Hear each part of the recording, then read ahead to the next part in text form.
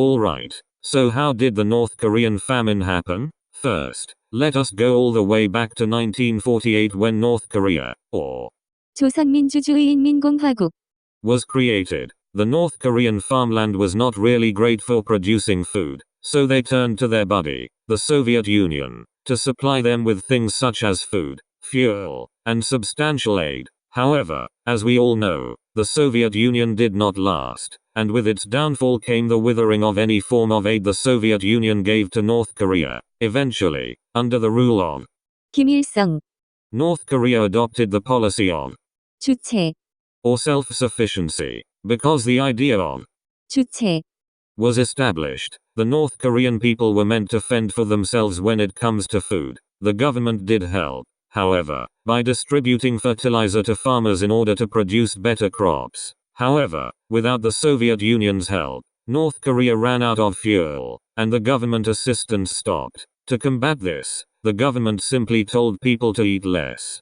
As if that was not bad enough, North Korea was hit by a flood during 1995 and 1996, which destroyed most of the nation's arable land. Eventually, the lack of food caused the North Korean government to panic and ask for help to other countries. Sure enough, they were able to procure the food aid they needed. This would have been great if not for the fact that the North Korean government distributed the food to the elite of the country, leaving the majority of the country still struggling. As if the government had not messed with its citizens enough, they decided to mess with people's minds by naming the North Korean famine 고난의 행군 or the arduous march. On the bright side, the international food aid was able to mostly alleviate the famine, and to this day, North Korea heavily depends on resources given to them by other countries.